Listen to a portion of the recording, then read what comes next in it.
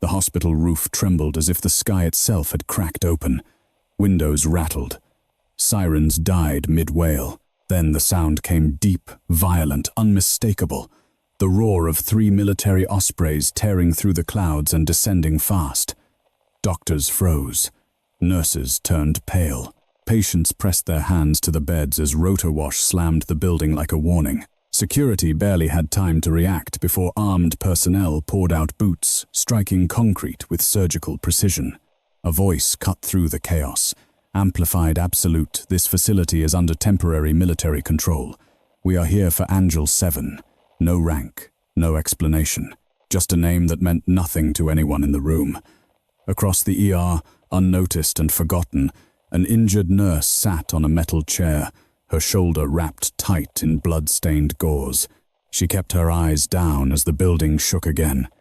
Because no one there knew the truth, and no one imagined the military had just shut down a hospital for her. Before the story begins, tell us where you're watching from and what time it is for you right now. And if you enjoy intense emotional stories like this, consider subscribing so you don't miss what comes next. Emily Carter sat on a narrow metal chair against the ER wall, her back straight despite the dull, burning ache crawling up her right shoulder. The gauze wrapped around it had already begun to soak through again, a dark red bloom, spreading slowly unnoticed by everyone rushing past her. She had been told to stay there. "Just sit tight," Emily charge nurse Linda Morales had said earlier, her tone clipped professional final. "You've done enough today. We'll handle the rest." Emily had nodded. She always nodded. No argument, no explanation. She pressed her lips together and did as she was told, even as the ER spiraled into controlled chaos around her. The emergency department of Street, Matthews Medical Center, never truly slept. Stretchers rolled in and out. Monitors beeped in uneven rhythms. The air smelled of antiseptic sweat and fear. Tonight was worse than usual multi-car pile-up on the interstate, 2 gunshot victims and a cardiac arrest that had just been wheeled into Trauma Bay 2. Emily had been first on scene for the pile-up earlier that night. She'd stabilized a teenage girl with a collapsed lung, lifted a man nearly twice her weight onto a backboard when no one else was close enough, and only afterward realized her own shoulder was screaming in protest. A torn ligament, maybe worse. She hadn't complained. She never did. Now she watched as others took over. Younger nurses, less experienced hands. A new trauma fellow barked orders, his voice tight with nerves. Emily saw it immediately, the hesitation, the missed detail, the subtle tremor in his hands. She resisted the urge to stand. "You're injured," she reminded herself. "You're a liability." That was the word she'd overheard earlier. Not spoken directly to her, but not whispered quietly enough either. "Carter's hurt," someone had said near the supply station. She shouldn't be anywhere near a critical case. No one had argued. Emily adjusted her posture, rolling her shoulder just enough to ease the pressure. The pain flared white-hot for half a second, then dulled into something manageable. She breathed through it, slow and controlled eyes, scanning the room out of habit. That was when the sound began. At first it was so low it blended into the background noise, a distant vibration like thunder trapped underground. The floor beneath her boots seemed to hum. A few ceiling lights flickered. Emily's head lifted. The vibration grew louder, deeper, wrong. Around her conversations faltered. A gurney clattered to a stop. Someone near the nurse's station frowned and looked toward the ceiling. "Is that a helicopter?" a resident asked. Emily knew better. The sound wasn't sharp like a medical chopper. It was heavier, more aggressive. A roar that carried weight and intent, pressing against the building from above. Her jaw tightened. Within seconds, the ER doors burst open as a security officer rushed in, face pale. Dr. Whitaker, we've got 3 unidentified aircraft inbound. Military, I think. They're requesting." The rest of his sentence was swallowed by the noise as the building shuddered violently. Monitors chirped in protest. A patient screamed. Emily's gaze dropped to the floor for exactly 1 heartbeat. Then she looked away. Dr. Alan Whitaker, the hospital's medical director, pushed his way to the center of the ER, his tie slightly crooked, his expression tight with irritation more than fear. "This is a civilian hospital," he snapped. "No one lands anything on my roof without clearance. Call the FAA. Call the city. Call whoever you need to. Another thunderous impact rolled through the building as rotor wash slammed against concrete. This time, there was no mistaking it. Through the glass doors leading to the ambulance bay, shadows swept across the pavement, long, angular shapes passing overhead. A few nurses drifted closer to the windows, drawn by equal parts curiosity and dread. Emily stayed where she was. She watched reflections ripple across the polished floor, watched fear bloom and spread like a contagion, watched authority begin to crack under something heavier than hospital policy. The ER intercom crackled to life. "Attention," a voice said, calm and metallic, carrying the unmistakable cadence of command. "This facility is now operating under temporary military authority. Please remain where you are." Silence followed, the kind that swallowed sound whole. Dr. Whitaker's face flushed red. "That's not how this works," he said, more to himself than anyone else. Boots hit the floor. A line of armed personnel entered through the ambulance bay, doors, weapons low, but ready eyes scanning with disciplined precision. Their movements were efficient, rehearsed. They didn't shout. They didn't run. They didn't need to. Patients stared. Staff pressed back against walls. Every unspoken rule of the hospital had just been rewritten in a language no one here spoke fluently. Emily felt the shift like a change in pressure. A senior officer stepped forward, his uniform crisp, despite the chaos around him. "We are looking for a medical operative with the call sign Angel 7, he said, his voice cutting cleanly through the room. "She is on site." "Where is she?" No one answered. Confusion rippled outward. Nurses exchanged glances. A doctor laughed nervously, certain this had to be a mistake. "Angel 7, someone whispered. "Is that a patient, doctor?" Whitaker cleared his throat. "There is no one here by that name," he said sharply. "You are disrupting critical care." The officer's eyes moved slow, deliberate, taking in faces, uniforms, reactions. He stopped just for a fraction of a second on Emily. She looked away before anyone else noticed. Her pulse remained steady. Linda Morales leaned toward another nurse. "This is insane," she murmured. "They can't just come in here and—" A second officer spoke quieter but somehow heavier. "We have confirmation she was injured earlier tonight. Shoulder wound. Self-treated. Wearing blue scrubs." Emily's fingers curled against the edge of the chair. Her breathing didn't change. "Across the ER," Dr. Whitaker scoffed. "Half my staff fits that description." The officer didn't smile. "Only one of them is Angel 7. For the first time since the Ospreys had landed, doubt crept into the room, not about the military, but about what they were searching for. Emily felt eyes moving, searching, measuring. She focused on the scuffed tile beneath her boots, on the distant beep of a monitor that was slightly out of sync, on the familiar weight of silence pressing in around her like armor. "Stay invisible," she told herself. "Stay exactly where they told you to stay." The officer took one slow step forward, then another. And this time his gaze didn't pass over Emily. It locked on her. The officer stopped 3 feet in front of Emily Carter. Around them the ER seemed to hold its breath. He studied her the way soldiers studied terrain, not for what it showed, but for what it concealed. His eyes moved from the blood-darkened gauze at her shoulder to the set of her stance, the way her feet were planted evenly, despite the pain she had to be in. Then to her hands, steady, clean, no tremor. "You," he said. Emily didn't look up right away. Linda Morales felt her stomach drop. "Sir, she's injured," she said, quickly stepping half a pace forward. "Nurse Carter is off rotation. She's not cleared." The officer lifted one finger, not even turning his head. Linda stopped mid-sentence, shocked by how easily the gesture froze her in place. Emily finally raised her eyes. They were calm, not confused, not frightened, just alert. "Yes," she asked. The word was soft, but it carried.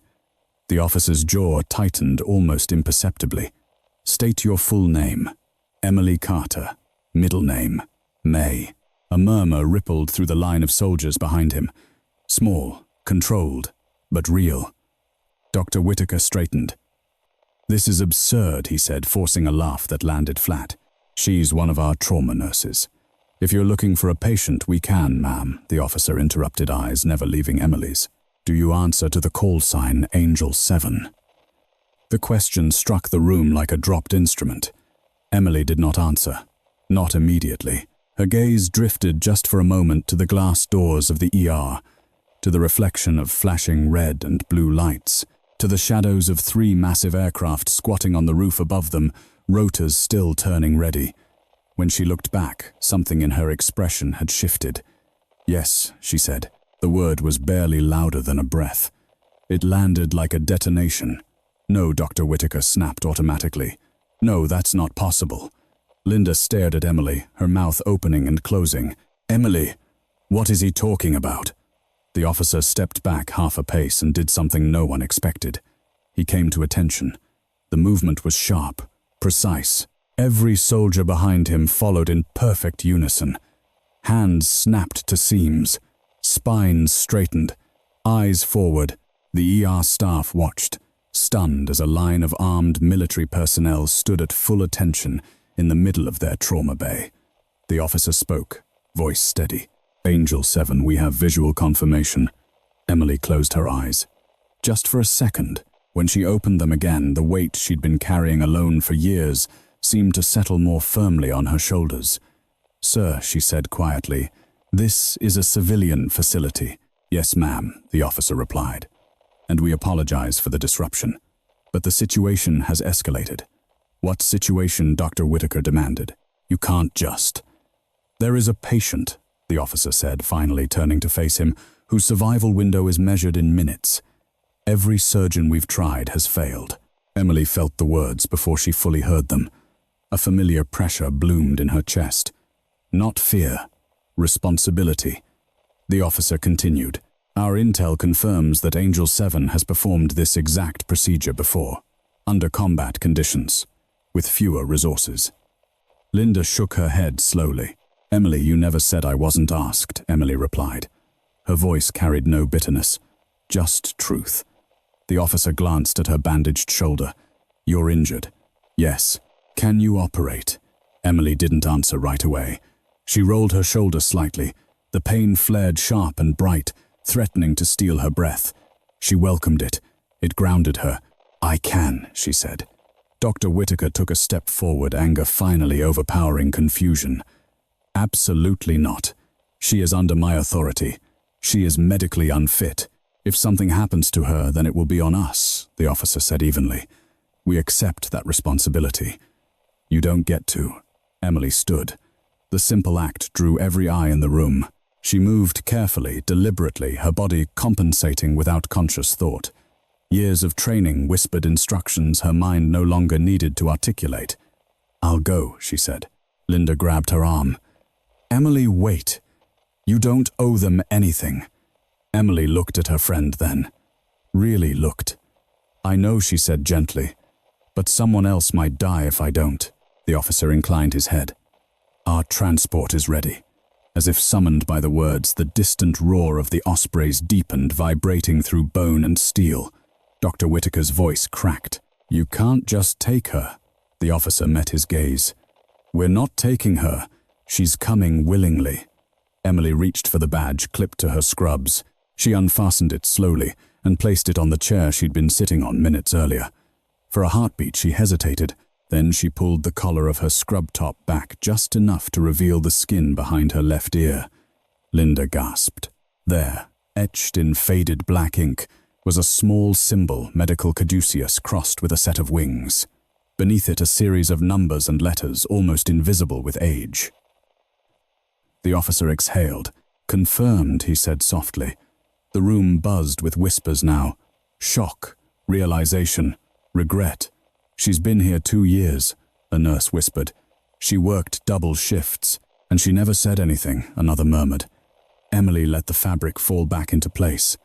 "I'll need a sterile kit," she said, already shifting into motion, "and someone to re-secure this dressing before we move." The officer nodded once. "Yes, ma'am." Linda stared at the soldiers, at Emily, at the space where her understanding of her co-worker used to be. "Why didn't you tell us?" she asked quietly. Emily met her eyes.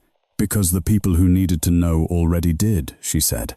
The officer gestured toward the exit. "We have less than 20 minutes. Emily took one last look at the ER, the place that had been her quiet refuge, her mask of normalcy. She saw the doubt in their faces, the shame in some, the awe in others. None of it mattered now. She stepped forward, and as she did, Dr. Whitaker realized something chillingly clear. They hadn't come for a nurse. They had come for a weapon he never knew he had been standing next to. The ride to the roof felt longer than it was. Emily walked between two soldiers through a secured stairwell, the concrete walls vibrating faintly with the constant churn of rotor blades above. Emergency lights washed the corridor in red and white pulses, turning every shadow sharp and restless. Her shoulder throbbed with each step, the torn muscle protesting the sudden return to motion after being ordered into stillness. She ignored it. Behind them, Doctor. Whitaker's protests echoed uselessly, fading as the heavy door sealed shut. Hospital authority stopped at the stairwell. Military necessity did not. One of the soldiers glanced at Emily's bandage.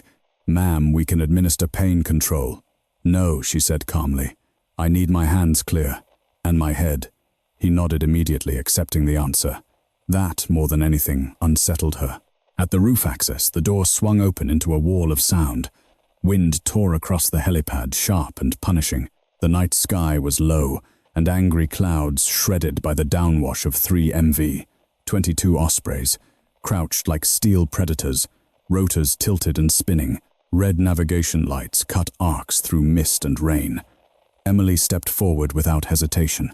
The nearest Osprey's ramp was already down. Inside, bright white surgical lighting clashed violently with the darkness outside. What she saw there pulled her focus inward, locking it tight. A man lay strapped to a stretcher chest, exposed skin gray and slick with sweat. Tubes and wires snaked across him, monitors flashing numbers that were already too low. "Name," Emily shouted over the roar as she approached. Captain Ryan Keller, a medic, yelled back. 34. Penetrating thoracic trauma from shrapnel. Massive internal bleeding. "We can't clamp it." "Every time we try, he crashes." Emily's eyes moved with ruthless efficiency. Chest rise, skin tone, monitor rhythms, blood loss estimate. "How long?" she asked. 22 minutes since initial arrest. "We've brought him back twice." Emily closed her eyes for half a second. Too long, too unstable, too familiar. She climbed into the aircraft, bracing herself against the frame as the Osprey shuddered beneath her. The door ramp began to rise, sealing them into a contained world of light, metal, and imminent failure. As the aircraft lifted, her injured shoulder screamed. She gritted her teeth, rolled it once, and forced the pain into the background. Focus. She stripped on gloves with practiced speed. "I need suction now. Scalpel. And I want the ultrasound probe prepped." The medics moved instantly. One of them hesitated only once. "Ma'am, you're cleared for this." Emily didn't look up. "I've done it before." That wasn't the whole truth. She'd done it in worse conditions. In dust storms. In darkness. In places where the only sterile field was whatever she could defend with her body. This was almost comfortable. Almost. The Osprey leveled out, accelerating hard. The aircraft vibrated as it gained altitude, the noise a constant physical presence pressing against her ribs. Emily leaned over the patient, eyes narrowing. "Keller," she said loudly close to his ear. "You're not done yet. Stay with me." His eyelids fluttered unfocused. She made the incision. Blood welled instantly dark and aggressive. A medic swore under his breath. Emily didn't. Her hands moved with controlled speed, compensating instinctively for the weakness in her shoulder. She adjusted her stance, shifting load to her legs, her core. Pain sharpened her awareness instead of dulling it. "Pressure here," she ordered. "No higher. You're chasing the bleed. Don't chase it." The medic corrected immediately. Emily worked deeper, guided by memory more than sight. She found the damaged, ragged metal embedded where it should never have been, bleeding, hidden behind muscle and bone. "There," she said. "That's it." Her breath slowed. Time compressed. Minutes blurred into something elastic and fragile. The aircraft lurched once hard enough to send a tray rattling. Emily absorbed the movement without looking up. She had entered a place she knew well, a narrow corridor where doubt was lethal and confidence had to be absolute. Her shoulder burned. Her fingers went numb, then steady again. "Pulse?" she asked. Threaded but holding came the reply.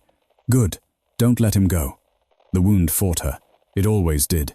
The body resisted intrusion with the last of its strength. Emily leaned in closer, whispering something no one else could hear. The monitor spiked, then steadied. A collective breath released inside the cabin, loud even over the engines. Emily didn't stop. Not yet. When she finally stepped back, hands slick, scrubs stained dark, the numbers on the monitor told a different story. Fragile, but alive. She peeled off her gloves slowly. "How long?" she asked. 37 minutes, a medic said, disbelief in his voice. Emily nodded once. "He'll need a full surgical team when we land. He won't last long without it." The aircraft banked slightly. ETA, 8 minutes. Emily sagged back against the bulkhead, allowing herself exactly one deep breath. The pain hit then, hard, relentless, roaring back with interest. Her shoulder felt like it was on fire, the muscle trembling with exhaustion. She welcomed it. It meant she was still standing. One of the medics crouched in front of her. "Ma'am, why were you working in a civilian ER?" Emily opened her eyes. The question wasn't accusatory. It was confused, almost reverent. "Because people bleed there too," she said simply. He nodded as if that explained everything. The Osprey began its descent. As they touched down at the military medical facility, Emily forced herself upright again. The ramp dropped. Orders were shouted. Keller was rushed out already, surrounded by waiting surgeons. Emily followed a step behind and nearly fell. A strong hand caught her elbow. "Easy," the officer from earlier said. His voice was quieter now, respectful in a way it hadn't been before. "You're done." Emily shook her head. "Not until he's stable." "He will be," the officer said. "Because of you." She watched Keller disappear through the doors, then finally let herself exhale. The world tilted. The last thing she registered before darkness crept in was the sound of the Osprey engines winding down, and the knowledge that the life she'd kept hidden had just collided irrevocably with the one she'd tried to protect. Emily woke to silence. Not the hollow, echoing quiet of the ER at 3 a.m., nor the restless mechanical hum of an aircraft in flight, but a deep, padded stillness that pressed gently against her ears. For a few disoriented seconds, she thought she might still be unconscious, floating somewhere between breaths. Then she smelled it. Antiseptic cleaner sharper than Street Matthews. Military grade. Her eyes opened. White ceiling panels. Recessed lighting. A monitor to her left, its steady rhythm calm and unhurried. Her right shoulder was immobilized, now wrapped and secured with professional precision. The pain was still there, but muted, managed. She turned her head slowly. A uniformed guard stood by the door, posture relaxed but alert, not watching her exactly, watching the room. "How long?" she asked. The guard startled slightly, then recovered. 4 hours, ma'am." Emily exhaled. Longer than she'd hoped, shorter than she'd feared. "Captain Keller?" she asked. The guard nodded. "In surgery. He made it to the table stable. Surgeons say he has a real chance." Emily closed her eyes again, just briefly. Good. That was when she heard footsteps, measured, deliberate, approaching from the hallway. The door opened without a knock. The officer from the ER stepped inside. Up close, he looked older than she'd first thought. Lines etched deep around his eyes, the kind that didn't come from age alone, but from responsibility stacked year after year with no margin for error. "Emily Carter," he said. Not as a question. She sat up carefully. "You already know who I am." "Yes," he replied. "But now I know what you did tonight." He paused, then did something that made her stomach tighten. He removed his cap. "I'm Colonel James Holloway," he said, "and I owe you more than a thank you." Emily studied him wary. "You got what you came for. Keller's alive." For now, Holloway agreed, and that's more than anyone else managed to do. She didn't respond. Silence stretched between them, not uncomfortable but heavy. Holloway broke it. "Do you know why Keller matters?" Emily shrugged, slightly careful of her shoulder. "Every patient matters." His mouth twitched, not quite a smile. "That answer hasn't changed, I see." He stepped closer, lowering his voice. "Captain Keller is scheduled to testify tomorrow morning against a private defense contractor. Illegal weapons testing, black site casualties." Emily's jaw tightened. "And someone wanted him dead," she said. "Yes. Someone with access to military-grade hardware," she added. Holloway nodded once, "Which is why your presence complicates things." Emily met his gaze. "I didn't choose that." "No," he said quietly. "But you're in it now." She looked away, staring at the sterile wall. The familiar weight settled in her chest again, that pressure of consequence she'd tried to leave behind. "I left that life," she said, "on purpose." "We know," Holloway replied. "Your record reflects that. Honorable discharge. Declined multiple offers to return. Went quiet." "I wanted to help people," Emily said flatly, "without becoming a target." Holloway didn't argue. "Unfortunately," he said, "your call sign resurfaced tonight." Emily's fingers curled against the blanket. "I didn't use it." "No," he agreed. "But someone else did. That got her attention." Holloway continued. "The alert that triggered our response didn't come from you. It came from inside the hospital." Emily's head snapped back to him. "That's not possible." "We verified it," Holloway said. "A coded distress ping tied to Angel 7's old medical authentication. Sent from a terminal in Street Matthews ER. Emily's mind raced.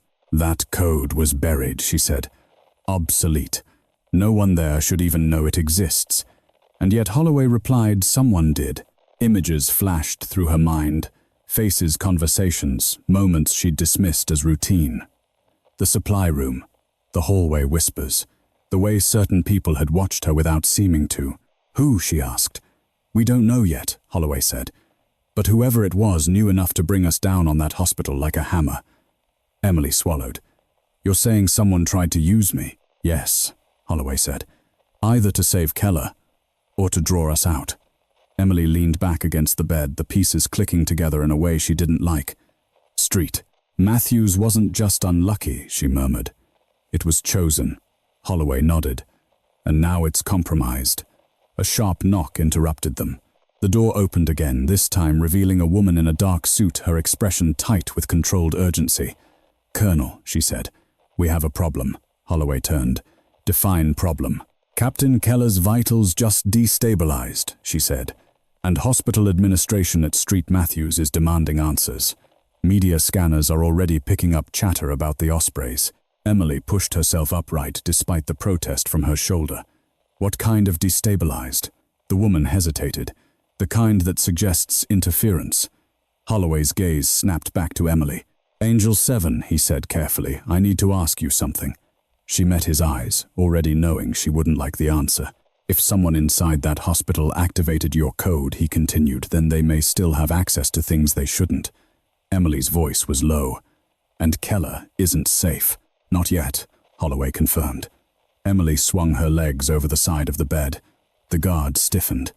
"Ma'am, you're not cleared." Emily stood anyway, steadying herself against the frame. "I didn't come back into this to half-finish it," she said. Holloway studied her for a long moment. Then he nodded. "All right," he said, "but understand this. Once we move forward, there's no going back to quiet civilian life." Emily adjusted the sling on her shoulder. "I already lost that," she replied, the moment someone said my name out loud. Outside the room, alarms began to sound sharp, insistent wrong. Holloway turned toward the door hand, already reaching for his radio, and Emily Carter realized the mission wasn't over. It had just changed targets. Street Matthews Medical Center looked different at night. Not quieter, just tighter, like a place holding its breath. Emily stood at the edge of the ER just beyond the automatic doors, watching as military security coordinated with hospital staff in hushed, urgent exchanges. Yellow tape cut the ambulance bay in sharp angles. Unmarked SUVs idled with engines, low lights, dark. Everything about the scene said one thing clearly. Something had gone wrong here long before the Ospreys arrived. Her shoulder throbbed beneath the sling, each heartbeat a reminder of limits she didn't have time to respect. She ignored it, the same way she always had, by narrowing her focus until the pain became just another data point. Colonel Holloway stood beside her, his posture, rigid eyes scanning entrances, exits, faces. "We'll keep this tight," he said. "You don't move without an escort." Emily nodded. "I don't plan to." They entered through the staff corridor, not the main doors. The fluorescent lights buzzed overhead, casting everything in a washed-out glare that made people look more tired than they already were. Nurses paused mid-step when they saw Emily's surprise flashing across their faces, followed by something harder to read.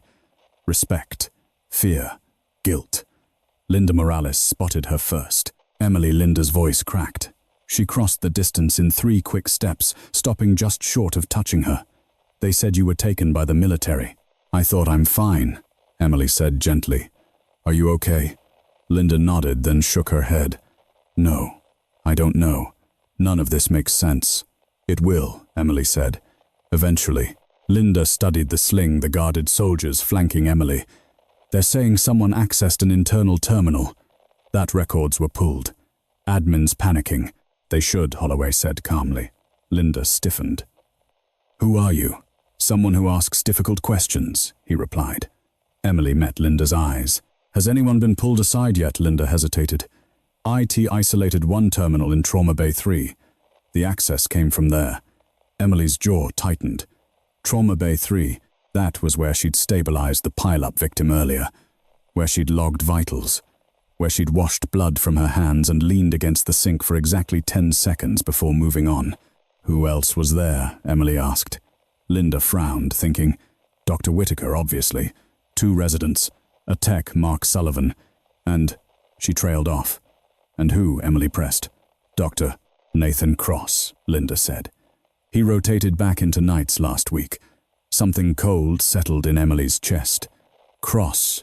He'd always asked too many questions, about procedures, about her background, about why she never flinched when things went bad. Holloway caught the shift in her expression. You know him? Yes, Emily said. Enough to be concerned.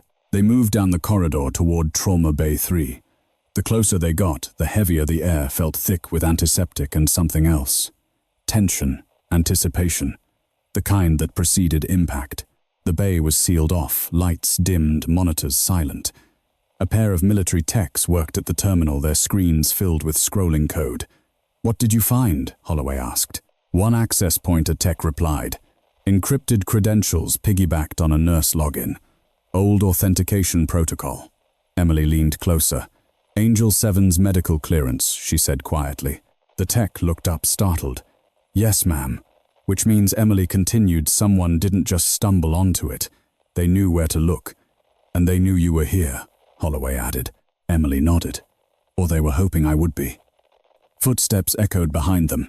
Dr. Whitaker appeared at the end of the corridor, flanked by hospital legal counsel. His face was pale, jaw clenched tight enough to ache. This is outrageous, he snapped. You've turned my hospital into a crime scene. Holloway didn't turn. Because it is one, Whitaker scoffed. You have no jurisdiction. Someone used your infrastructure to trigger a classified military response, Holloway said evenly. That gives us all the jurisdiction we need. Whitaker's eyes flicked to Emily, and her Emily met his gaze without blinking. She's the reason you're still breathing, Holloway said. I'd suggest gratitude. Whitaker's lips thinned. If one of my staff is responsible, they are, Emily said. The words cut cleanly through the argument. Everyone turned to her. Emily stepped forward, ignoring the protest from her shoulder. Whoever accessed that terminal knew my old clearance, knew the timing, knew exactly how the military would respond. Linda whispered Emily. Emily continued, her voice steady. That's not opportunism. That's planning. A tense silence followed. Then a tech spoke up. We've got something. File fragments deleted, but not cleanly. Holloway moved closer. What kind of files? Medical research, the tech said. Trauma response data, combat applications, field trials. Emily's stomach dropped. Black site medicine, she said softly. The tech nodded. Stolen over time. Small pulls. Nothing that would trigger alarms individually. Holloway's voice hardened. Someone's been harvesting knowledge, and using civilians as cover, Emily added. A sharp laugh echoed down the corridor. They turned to see Dr. Nathan Cross leaning casually against the wall, hands in his coat pockets, expression almost amused. Well, Cross said lightly. This escalated quickly. 2 soldiers raised their weapons instantly. Don't cross, said, holding up his hands. I'm unarmed. Emily studied him, the relaxed posture, the confidence, the lack of surprise. You always were, she said. Cross smiled. I wondered when you'd connect the dots. Linda's voice shook. Nathan, what is this? Cross sighed theatrically. Progress, or at least that was the idea. Holloway stepped forward. You accessed classified systems using her clearance. Cross shrugged. Borrowed. You left the door unlocked, Emily. I just walked through. Emily's eyes burned. I buried that life. And I dug it up, Cross said. Because the work matters. The things you did out there, they shouldn't stay hidden. At the cost of lives, Emily snapped. Cross's smile faded. Collateral happens. The word landed hard. Emily took a step closer. Captain Keller Cross hesitated just a fraction too long. An unfortunate variable. Holloway's hand tightened into a fist. You compromised a federal witness. I accelerated a process, Cross said coolly. One that was already moving. Sirens wailed faintly in the distance. Emily's voice dropped deadly calm. You don't get to decide who bleeds for your ideas. Cross met her gaze. Funny. You did. For a moment the world narrowed to the space between them. Then Holloway spoke. Nathan Cross, you're under arrest. Cross laughed, once sharp and humorless. You think this ends with me? 2 soldiers moved in, securing his arms. Cross didn't resist. As they led him away, his eyes stayed on Emily. You can't go back to pretending, he said quietly. They won't let you. Emily didn't respond. She watched him disappear down the corridor, then finally exhaled. Linda touched her arm. Is it over? Emily looked at the sealed bay, at the stolen files, at the lives nearly lost. No, she said, but it's contained. For now. And as the alarms finally fell silent, Emily knew one thing with absolute clarity. Silence had protected her once. It wouldn't protect her again. The interrogation room was colder than it needed to be. Not from the air conditioning, but from intent. Doctor. Nathan Cross sat at the metal table, wrists cuffed, posture still relaxed despite the circumstances. The overhead light carved harsh lines into his face, stripping away the easy charm he'd worn so comfortably in the hospital halls. Still, his eyes remained sharp. Calculating, Emily watched from behind the one-way glass. Colonel Holloway stood beside, her arms crossed. You don't have to be in here, he said quietly. We can handle it. I know, Emily replied, but he won't talk unless I am. Holloway studied her for a moment, then nodded. Your call. The door opened with a dull click. Emily stepped inside. Cross looked up surprised despite himself. Then he smiled. Angel, 7, he said softly. I was hoping it'd be you. Emily pulled out the chair across from him and sat careful with her shoulder. She didn't return the smile. Start talking, she said. Who else is involved? Cross leaned back, chains rattling lightly. Always straight to the point. That's what made you exceptional. That's what kept people alive. Emily shot back. Answer the question. He sighed. You already know this isn't a one-man operation. Names. Cross's gaze flicked to the glass, then back to her. You won't like them. Emily folded her hands on the table, fingers steady. Try me. Cross hesitated, then spoke. Former defense analysts. Medical researchers. Contractors who learned too much and were discarded. We trade information. Field data. The kind you generated. Emily felt a familiar chill. You sold it. I advanced it, Cross corrected. Your methods saved lives, Emily. Militaries around the world would pay anything for them. And civilians died along the way, she said.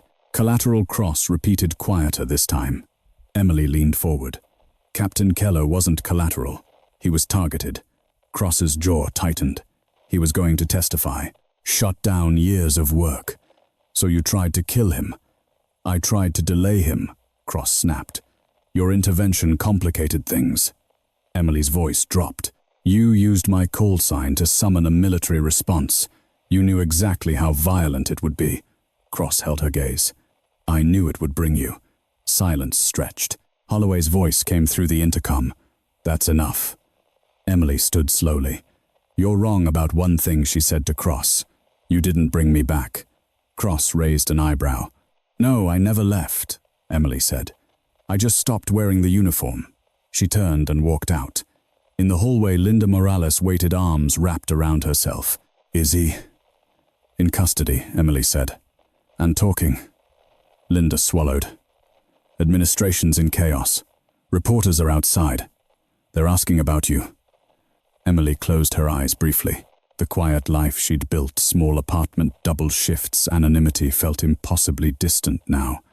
Holloway approached. We've secured the stolen files. Keller's out of surgery. Stable. Relief washed through her, tempered by exhaustion. Good. There's more, Holloway added. Cross wasn't acting alone, but he was the local node. We'll dismantle the rest. Emily nodded. And street. Matthews Holloway glanced down the corridor. Under investigation. Leadership included. Linda's shoulders sagged. So, what happens to Emily now? Emily answered before Holloway could. She goes back to work. Linda stared. After tonight, Emily said. People still need care. Holloway studied her. You understand the attention won't fade quickly. I know, Emily replied, but I'm not running. A commotion near the entrance drew their attention. A stretcher rolled past, sirens distant but urgent. A familiar rhythm, a familiar need. Emily felt it tug at her, the call she'd never been able to ignore. She adjusted the sling and moved toward the ER. Linda fell into step beside her. You're really just... Going back in, Emily glanced at her, a faint smile touching her lips. This is where I belong. Inside, staff parted instinctively, making room. Some avoided her eyes. Others watched with open awe. Emily acknowledged none of it. She focused on the patient being wheeled in, on the numbers flashing on the work ahead. As she stepped into trauma bay, Holloway watched from a distance. A soldier approached him. Sir Media's demanding a statement. Holloway shook his head. Not yet. About Angel 7, Holloway's gaze followed Emily as she took charge of the room with quiet authority, injured shoulder and all. She's earned her silence, he said. In the trauma bay, Emily snapped on gloves, voice calm and steady. Let's move. We don't have much time. And as the doors swung shut behind her, the hospital breathed again, uneasy, altered but alive. Outside, the night pressed close. Inside, Emily Carter did what she had always done best. She saved lives. The call came just after midnight. Emily had been back in scrubs for less than an hour when the charge phone on the wall began to vibrate, short, urgent bursts that cut through the controlled noise of the ER. Linda answered it, listened for 3 seconds, then turned sharply toward Emily. Trauma. Inbound, Linda said. But it's not coming here. Emily looked up from the sink water, still running over her gloved hands. We're private airfield 20 miles south, Linda replied. Military medical. They're requesting you by name. The words landed with the weight of inevitability. Emily shut off the faucet and peeled off her gloves. Her shoulder throbbed the sling, a constant reminder of damage she could not wish away. She flexed her fingers once, testing steadiness. Colonel Holloway appeared in the doorway as if summoned. It's Keller, he said. Complications. Internal bleed reopened during transfer. Emily didn't ask questions she already knew the answers to. How long? 15 minutes before irreversible hypoxia, Holloway said. Maybe less. Emily nodded once. Get me there. Holloway hesitated. You're injured. So is he, Emily replied. And he's running out of time. The drive was fast. Too fast for conversation. The unmarked vehicle cut through empty streets and open highway lights flashing silently as they burned miles. Emily stared out the window, watching the dark rush past, feeling the familiar narrowing of her world as purpose compressed everything else. When they arrived, the hangar doors were already open. Inside, floodlights bathed the concrete in stark white. A surgical team waited beside a mobile operating table, faces tense movements, sharp with urgency. The hum of generators filled the air, low and relentless. Keller lay motionless, chest rising shallowly, monitors screaming warnings no one needed explained. Emily stepped forward. What changed? She asked. Blood pressure collapsed, a surgeon said. We can't stabilize the source. Every intervention buys seconds, not minutes. Emily scanned the setup. Too many hands, too many voices, too much hesitation. She felt the eyes on her, the expectation, the doubt, the quiet question of whether she was still the answer. Clear the field, she said. The room froze. Ma'am, the surgeon asked. Everyone but essential support, Emily repeated. Now. Holloway moved first, gesturing sharply. You heard her. People stepped back reluctantly, but decisively. The space narrowed to Emily, 2 medics, and the patient fighting for breath. Emily took her position, adjusting her stance to protect her shoulder. The pain flared instantly, sharp enough to steal air. She ignored it, pushing past the reflex to guard the injury. Timer, she said. 7 minutes, a medic replied. Emily leaned in. This was different from before. Worse. The bleed was deeper, hidden, protected by anatomy that did not forgive mistakes. She could feel the weight of the risk pressing against her chest. She made the incision. Blood surged. "Clamp," she ordered. The clamp slipped. Again, Emily snapped, sharper than she meant to.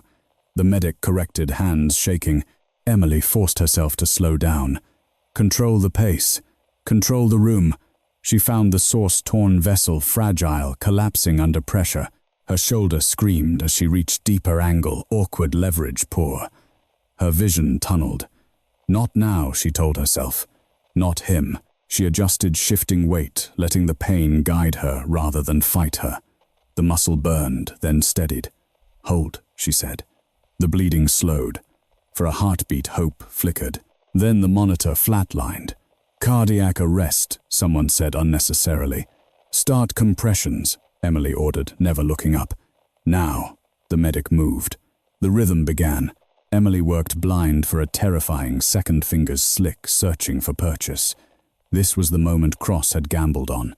The edge where skill met limitation. Emily felt it, the thin line, where she could stop and survive, or push and risk everything. She pushed. Her shoulder gave a sharp protest, something tearing further pain, exploding bright and merciless. She gasped, teeth clenched, vision swimming. But her hand found what it needed. There, she breathed. Suture. Now. The needle passed into her palm. Her hands shook once, then steadied. She stitched with brutal precision, every movement deliberate, fueled by memory and refusal. Sweat ran down her spine. The noise of the world faded until there was only the wound, the thread, the life trembling beneath her hands. "Pulse," she demanded. "Nothing." Again, she said. "Don't you dare stop." Seconds stretched. The compressions continued. The stitch held. "Pulse," the medic said suddenly, disbelief breaking through. "We've got a pulse." Emily sagged forward, catching herself on the table before she could fall. "Pressure," she said. "Maintain pressure." The monitor steadied, weak but present. A collective exhale rippled through the hangar. Emily straightened slowly, the pain in her shoulder, now a roaring presence she could no longer outrun. She handed off instruments, fingers numb, vision dimming at the edges. "He needs ICU," she said. "Now, and no delays." Holloway stepped forward, eyes fixed on the patient. "You did it." Emily shook her head faintly. "We did." Her knees buckled. Strong hands caught her before she hit the concrete. As they eased her onto a chair, the hangar filled with motion again, orders, stretchers, urgency redirected into survival. Emily sat hunched, breathing shallow, shoulder burning the world, tilting dangerously. Holloway crouched in front of her. "Stay with me," he said. She met his eyes, exhaustion finally breaking through her composure. "He's alive." "Yes," Holloway said. "Because of you." Emily closed her eyes. Outside the hangar, the night air was cool and heavy, carrying the distant thrum of aircraft engines and the quieter sound of something else ending. Inside, as Captain Keller was rushed towards safety, Emily Carter felt the final piece of her hidden life snap into place. There would be no more pretending. The quiet had ended, and the cost had been paid in blood, pain, and resolve. Emily woke to voices arguing, not shouting, measured, controlled, but tense enough that the air itself felt tight. She lay still for a moment, eyes closed, letting sound orient her before pain did. When sensation returned, it did so brutally. Her shoulder felt like it had been packed with broken glass and set on fire. Her arm was immobilized again, heavier, this time reinforced. She opened her eyes. A different room, smaller, dimmer. No windows, just a low ceiling and soft indirect light. The kind designed to keep patients calm and compliant. She pushed past every medical limit. A voice said, "A man's." Clinical. Frustrated. Another inch and she could have lost function permanently. "And yet she didn't," Colonel Holloway replied. "Captain Keller is alive. That doesn't make it acceptable." Emily cleared her throat. Both men froze. Holloway stepped into her field of vision immediately. "Easy," he said. "You're awake." "Unfortunately," Emily murmured. Her voice was hoarse, dry. "Means I survived the lecture." The other man stepped forward. He wore civilian clothes, but his posture gave him away former military or someone who'd learned authority by proximity. "Dr. Samuel Pierce," he said, "Chief of Surgical Oversight for the command." Emily studied him. "You here to bench me?" Pierce's lips pressed together. "I'm here to understand why you weren't already." Emily shifted slightly, instantly regretting it as pain flared. She stilled, breathing through it. Because no one else could finish the job, she said. You know that. Or you wouldn't be standing here talking to me instead of writing a report. Pierce exhaled sharply. You're injured. You're no longer active duty, and you operated in a non-sterile hangar environment with compromised mobility. And the patient is alive, Emily replied. Silence followed. Holloway broke it. Keller regained consciousness 10 minutes ago. Emily's chest loosened just a fraction. Good. He asked for you, Holloway added. Pierce frowned. That's not I'll see him, Emily said, already pushing herself upright. No, Pierce said firmly. You will not. Emily stopped, eyes locking onto his. You don't get to decide that. Pierce's voice cooled. I do, when you're on my medical table. Holloway raised a hand. Enough. She's not going anywhere tonight. Emily leaned back, conceding the moment. Not because she agreed, but because she understood timing. Then listen, she said, turning her gaze back to Pierce. Cross wasn't working alone. Pierce stiffened. We're aware. No, Emily said. You're aware of fragments. He was a collector, not a leader. Holloway nodded slowly. We've identified offshore data transfers, encrypted nodes. He was feeding something larger. Pierce looked between them. And you think she knows more? Emily met his gaze evenly. I think I recognize patterns you don't. Pierce hesitated. Such as silence, Emily said. People don't hide because they want power. They hide because they're afraid of who already has it. Pierce's expression darkened. Before he could respond, the door opened again. A uniformed medic stepped in. Colonel, we have movement at Street Matthews. Holloway turned sharply. Define movement. Internal audit team just flagged unauthorized access attempts after Cross was detained. Someone else is trying to wipe logs. Emily's pulse kicked up. They're cleaning house. Pierce swore under his breath. Then Cross was a decoy. A door, Emily corrected. Not the hand. Holloway turned back to her. You shouldn't be involved in this. Emily held his gaze. You don't believe that. Holloway didn't answer. Pierce crossed his arms. Even if we accept that she's right, she's compromised. Known identity. Injured. Media pressure is mounting. We can't deploy her. Emily shifted, wincing. I'm not asking to be deployed. Then what are you asking? Pierce snapped. Emily's voice dropped quiet but precise. Access. Both men stilled. Access to the data Cross pulled, she continued. To Keller's testimony. To the audit trail inside Street Matthews. Pierce scoffed. That's classified. So was Angel 7, Emily said, until someone said it out loud. Holloway exhaled slowly. She's right about one thing, he said. The leak isn't finished. Pierce turned on him. You're suggesting we let a civilian nurse who saved your witness twice, Holloway cut in, help us close the gap. Pierce looked back at Emily. Why? Emily didn't answer immediately. She thought of the ER chair. The blood-soaked gauze. The way she'd been told to stay behind. The way Cross had looked at her like a tool. Because if you don't, she said finally, someone else will die, and you'll call it collateral again. Silence settled heavy and uncomfortable. Pierce looked away first. Limited access, he said. Supervised. And once this is done, I go back to being invisible, Emily finished. Pierce nodded. Yes. Emily's mouth curved into a humorless smile. You really don't understand. Before Pierce could respond, Holloway's radio crackled. He listened, jaw tightening. What is it? Emily asked. Media, Holloway said. They've got footage. 3 Ospreys landing. Armed personnel. And your name is starting to circulate. Emily closed her eyes. There it is, Pierce muttered. The fallout. Holloway looked at Emily. If this breaks the wrong way, it will, Emily said. Silence only works when everyone agrees to keep it. Pierce straightened. Then we control the narrative. Emily shook her head slowly.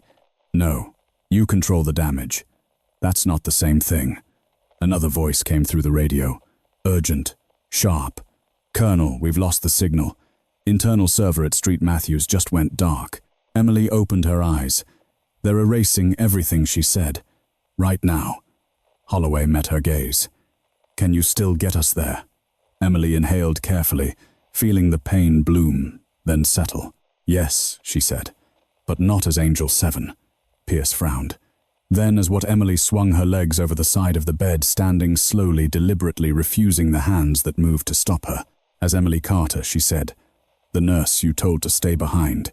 And as alarms began to sound again, this time not from monitors but from systems being stripped clean, Colonel Holloway realized the final confrontation wouldn't happen in a hangar or an operating room. It would happen where this all began. Inside a hospital that had mistaken silence for weakness. Street Matthews Medical Center went dark at 2:17 a.m. Not completely. Emergency generators kicked in bathing hallways in dull amber light, but the sudden loss of full power sent a ripple of panic through the building. Monitors rebooted. Doors froze mid-slide. Somewhere in the upper floors, a patient cried out as the lights failed. Emily felt it in her bones. She stood just inside the staff entrance, flanked by 2 plainclothes federal agents who looked wildly out of place among stretchers and supply carts. Her sling had been replaced with a tighter brace, restrictive and unforgiving. Every movement sent a warning spike through her shoulder. Good, she thought. Pain keeps you honest. Colonel Holloway's voice crackled in her earpiece. We've confirmed a full server purge attempt. Whoever's inside knows exactly what they're doing. They always do, Emily murmured. That's why they hide behind hospitals. She moved fast but not hurried, navigating the dim corridors by memory more than sight. The ER smelled the same antiseptic and stress, but the mood had changed. Fear sat just beneath the surface, raw and electric. Linda Morales appeared at the nurse's station, eyes wide. Emily. What's happening? Emily didn't slow. Lockdown Trauma Bay 3. No one in or out. Linda hesitated. Administration isn't in charge right now, Emily finished. Trust me. Linda did. She always had. Emily reached the IT corridor just as a door at the far end slammed shut. Footsteps retreated. Fast. There, she said into the mic. They're moving. She broke into a run despite the protest from her shoulder breath coming sharp. The agents followed, weapons low but ready. The door at the end led to a restricted server room badge, access only. Emily slid to a stop, fingers flying over the keypad. Emily Holloway warned, "If you force it, I won't," she said. She entered a code she hadn't used in years. Not Angel 7, something older, deeper. The lock clicked. They burst inside. The room hummed with heat and machinery, rows of servers blinking frantically as processes terminated one by one. At the center, a man hunched over a terminal, hands moving with furious precision. He looked up. Not cross. Older. Thinner. Eyes sharp with desperation rather than arrogance. "Don't," he snapped. "You're too late." Emily stepped forward. "You're wrong." He laughed, wild and brittle. "You think saving one witness matters. The data's already gone." "Not all of it," Emily said, eyes scanning the screens. "You missed the shadow cache." His smile faltered. "That protocol was decommissioned," he said. Emily nodded. "By people who don't expect nurses to know how to hide things." The agents moved in, weapons raised. The man backed away slowly, hands up. "You don't understand what you're destroying." Emily's voice was ice cold. "I understand exactly what you built." Holloway's voice cut in. Server purge halted. "We've got partial recovery." The man's shoulders sagged. Emily approached him, stopping an arm's length away. "Who sent you?" He swallowed. "It doesn't matter." "It does," Emily said. "Because this ends tonight." He looked at her, really looked, recognition dawning too late. "Angel 7, he whispered. "You were supposed to stay buried." Emily leaned closer. "You should have let me." The agents cuffed him, pulling him away as he began to rant about progress, about necessary sacrifice, about how the world needed people willing to get their hands dirty. Emily tuned it out. Her knees trembled as the adrenaline drained. She braced a hand against the server rack, breathing shallowly. Holloway arrived moments later, eyes taking in the scene. "We've got enough," he said quietly. "Names, transfers. Keller's testimony will stand." Emily nodded, exhaustion crashing down hard. "Then it's over." Holloway hesitated. "For them." Emily straightened, pain flaring, and looked back toward the ER, toward the place she'd chosen. "For me too," she said. As dawn crept over the horizon, Street Matthews began to wake to the aftermath. Federal vehicles lined the curb. Administrators were escorted into offices they wouldn't leave quietly. Staff whispered, stared, tried to reconcile the nurse they knew with the storm that had passed through their hospital. Emily slipped back into the ER without ceremony. She washed her hands, took a breath, and stepped into the next patient's room, because endings she knew were a luxury, and lives didn't wait for justice to feel complete. Morning arrived without permission. It crept through the high windows of St. Matthew's Medical Center in thin grey bands, settling over the ER like a reluctant witness. The chaos of the night before had been scrubbed down to procedure blood replaced with disinfectant alarms reduced to paperwork, secrets boxed into evidence containers and escorted out under armed guard. Emily Carter stood at the sink washing her hands. She did it slowly, deliberately, the way she always had. The water ran warm over her fingers, tracing the fine tremor she could no longer fully suppress. Her shoulder burned beneath the brace, a deep, aching reminder of choices made and lines crossed. She welcomed the pain. It kept her anchored in the present. Behind her, the ER hummed back to life. Shift change. Clipboards exchanged. Coffee cups clutched like lifelines. The hospital was doing what it always did, absorbing trauma and pretending it was routine. Linda Morales hovered near the nurse's station, watching Emily like she might disappear if she looked away for too long. "You should go home," Linda said, finally. Emily shut off the faucet and dried her hands. "In a bit." Linda frowned. "You've been awake for almost 30 hours. You saved a federal witness. You helped expose a criminal network. You nearly tore your shoulder apart." Emily met her eyes in the mirror. "And someone in room 5 needs pain meds adjusted." Linda opened her mouth, then closed it again. "You're impossible." Emily's lips curved faintly. "I've been called worse." Across the ER, Colonel Holloway stood with 2 federal agents, voices low. He looked out of place now, not because he didn't belong, but because his presence no longer dominated the room. The urgency that had followed him like a shadow was gone, replaced by something quieter. Resolution. Holloway noticed Emily watching and approached. "It's done," he said. Emily nodded once. "Keller, in ICU," Holloway replied. "Awake, stable." He gave his statement an hour ago. A weight Emily hadn't realized she was still carrying finally loosened its grip. "And Cross's network?" she asked. "Dismantled," Holloway said. "Arrests are being made as we speak. Contractors, financiers, facilitators. This won't disappear quietly." Emily exhaled. "Good." Holloway studied her for a moment. "There will be inquiries, hearings, people who want to put your name in front of cameras." Emily's jaw tightened. "No, they'll push. Let them," she said. "I'm not testifying as a symbol." Holloway inclined his head. "You won't have to. Keller's testimony is enough." Linda stepped closer, arms crossed. "Administration's been removed," she added. "Interim leadership is cooperating fully." Emily closed her eyes briefly. The hospital would heal. Slowly, unevenly, but it would heal. "Thank you," Linda said softly, "for not leaving." Emily looked at her. "This is my job." Linda shook her head. "No, it's more than that." A stretcher rolled past them, a patient groaning softly. Instinct pulled at Emily, immediate and undeniable. She stepped forward. Holloway didn't stop her. By noon, the media vans had retreated to the perimeter, their questions unanswered, their footage incomplete. The story would break eventually, but not the way they wanted. Not with a headline that reduced a life to a spectacle. Emily made rounds quietly, her presence steady, familiar. Some staff avoided her eyes. Others watched with something close to reverence. She ignored both. In room 7, a young man with a broken leg cracked a weak smile when she checked his IV. "You're the nurse everyone's talking about," he said. Emily adjusted the line. "You'll need to keep that elevated." He blinked. That's it," she replied. In the afternoon, she finally allowed herself to sit, just for a moment. The chair by the nurse's station creaked under her weight. Her shoulder throbbed exhaustion, settling deep into her bones. The adrenaline that had carried her through the night was gone now, leaving behind the quiet cost of survival. Colonel Holloway returned, holding a slim folder. "I won't open it here," he said, offering it to her. "But it's official recognition for what you did." Emily didn't take it. Holloway paused. "You've earned it." "I know," she said gently. "That's why I don't need it." He studied her, then nodded. "If you ever change your mind, I won't," Emily said. Holloway smiled, just a little. I figured. He hesitated at the edge of the station.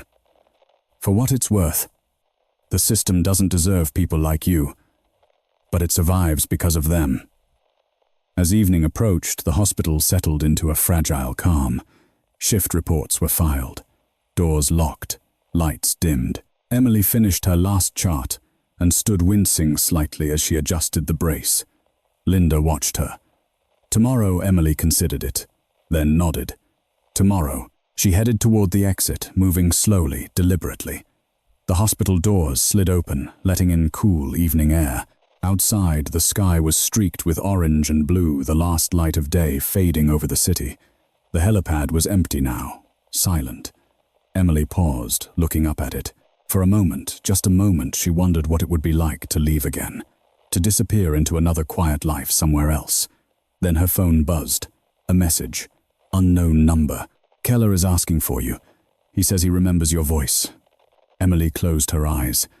The quiet wasn't finished with her yet. She turned back toward the hospital. Emily found Captain Keller in a quiet ICU room tucked away from the main corridor. The lights were low. Machines hummed softly, steady and unthreatening now. Keller lay propped up against pillows, color slowly returning to his face, one arm wrapped in bandages, chest rising in shallow but consistent breaths. He turned his head when she entered. For a second, his eyes searched her face like he was orienting himself to a memory. Then he smiled. "You told me not to quit," he said, his voice rough but clear. "On the helicopter." Emily stopped just inside the doorway. "You listened." "I didn't have much choice," Keller replied. "But I recognized your voice, even when everything else was fading." She moved closer, resting her uninjured hand lightly on the bed rail. "You're safe now." Keller let out a slow breath. "They told me what you did. Twice." Emily shook her head. "You don't owe me anything." "I know," Keller said. "That's why it matters." Silence settled between them, not heavy, not tense. Just real. After a moment, Keller spoke again. "I was going to testify no matter what. But now I get to live long enough to see it through." Emily met his gaze. "That's all I needed to hear." Outside the room, Colonel Holloway waited. He straightened when Emily stepped back into the hall. "He's stable," she said. Holloway nodded. "The hearings start next week. The network is collapsing faster than we expected." Emily leaned against the wall, the fatigue finally undeniable. "Good. There's something else," Holloway said carefully. "Word is spreading, not just media inside the system. People are asking about Angel 7. Emily's expression didn't change. "Let them ask. You could shape this," Holloway continued. "Training, oversight, real reform." Emily looked back through the ICU window at Keller, breathing alive. "I already chose my role." Holloway studied her for a long moment. Then he smiled, not as an officer, but as a man who understood limits. "You always did." That evening, Emily returned to the ER one last time before heading home. She finished a final round of checks, handed off patients' updated charts. The hospital felt different now, not safer exactly, but more awake, as if it had learned something uncomfortable about itself. Linda walked her to the exit. "So," Linda said, attempting lightness and failing. "World-saving nurse by night, regular shift tomorrow." Emily smiled faintly. "Regular shift." Linda hesitated. "You know, some people won't ever look at you the same again." Emily paused at the doors. "I'm not here to be looked at." Outside, dusk settled over the city. The air was cooler now, the chaos of the previous night already slipping into memory. The helipad above remained empty, silent against the darkening sky. Emily stood for a moment, listening. No rotors, no alarms, just wind. Her phone buzzed again, this time with a news alert she didn't open. She slipped it back into her pocket and started walking. At home, she showered, changed the dressing on her shoulder, and sat on the edge of her bed, exhaustion pulling her down like gravity. For the first time in days, there was nothing demanding her attention. She allowed herself to feel it, then the fear she'd buried, the anger, the grief for the quiet life that would never be fully hers again. And beneath it all, something steadier. Acceptance. The next morning, Emily returned to Street Matthews in clean scrubs and worn sneakers. No escort, no spotlight, just a nurse walking into work. A patient coded in Trauma Bay 1 before she'd even set her bag down. Emily moved instinctively, pain and fatigue falling away as purpose took over. Orders were given. Compressions started. A life teetered and then returned. When it was over, the room exhaled. Someone whispered, "Thank God." Emily wiped her hands and nodded once. Days later, the hearings made headlines. Names fell. Careers ended. Lawsuits followed. The hospital underwent reform under federal oversight. Protocols changed.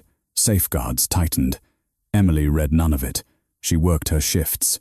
She healed. Slowly, carefully. One evening, weeks later, she stood outside the hospital as a single osprey passed high overhead, far away, barely audible. She didn't look up. Some heroes were meant to be seen. Others were meant to remain exactly where they were needed most. And inside Street, Matthews Medical Center, as monitors beeped and lives balanced on thin lines, Emily Carter pulled on her gloves and stepped forward once again, not as Angel 7, but as what she had always chosen to be. A nurse. Some of the most powerful people in the world never wear titles, never stand at podiums, never ask to be seen. They move quietly through crowded rooms carrying skills forged under pressure and values shaped by sacrifice. They choose service over recognition not because they fear the spotlight, but because the work matters more than the credit. This story isn't about the military or helicopters or hidden call signs. It's about respect, how easily we overlook those who stay silent, and how dangerous it is to confuse humility with weakness. True strength doesn't announce itself. It shows up when it's needed, absorbs the cost, and walks back into the ordinary world without asking for applause. If this story moved, you share your thoughts in the comments. Where are you watching from, and what stood out to you most? And if you believe quiet courage deserves to be recognized, consider subscribing for more stories like this.